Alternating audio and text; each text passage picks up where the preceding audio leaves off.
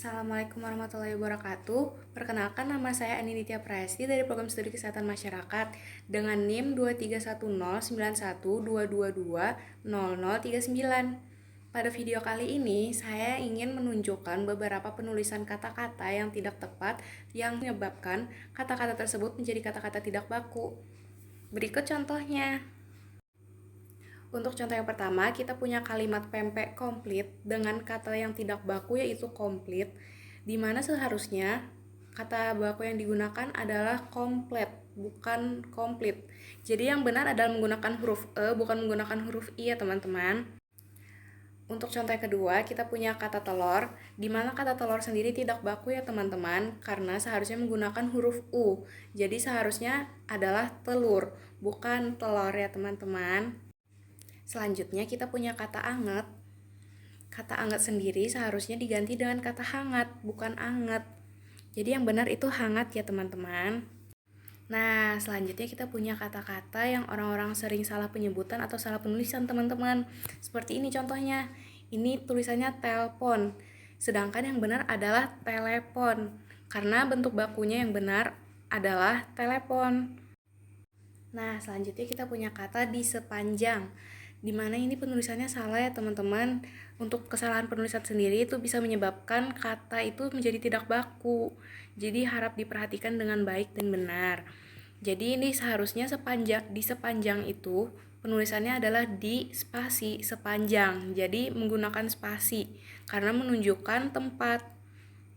Nah, selanjutnya kita punya kesalahan penulisan lagi nih teman-teman.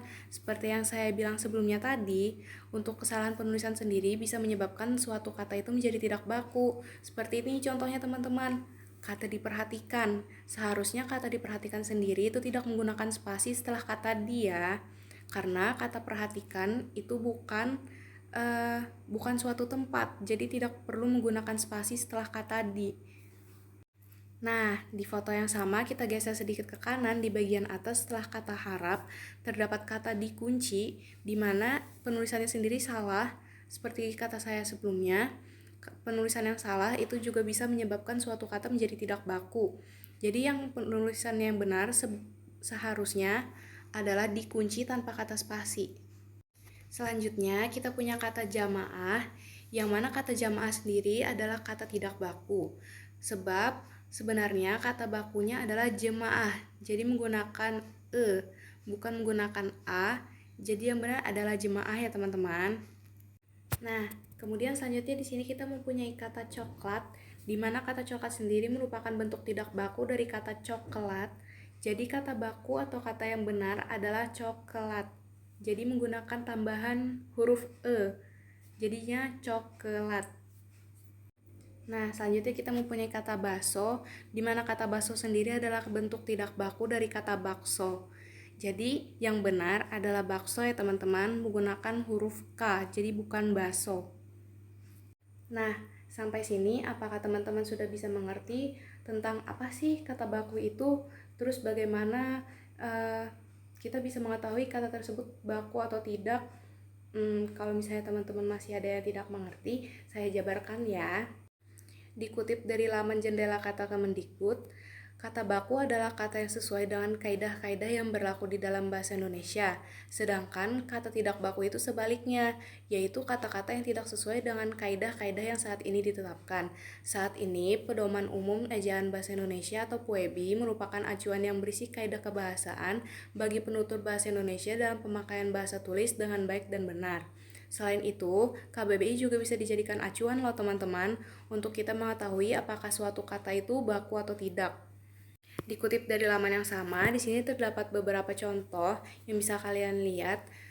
Di situ ada kata di nomor 2 yang biasanya kita itu sering salah ya teman-teman. Biasanya kita menggunakan kata resiko, padahal itu adalah kata tidak baku dan sebenarnya yang baku itu adalah risiko. Jadi menggunakan huruf I. Nah, selain itu di nomor 5 juga terdapat kesalahan penulisan kata yang menyebabkan suatu kata itu menjadi tidak baku.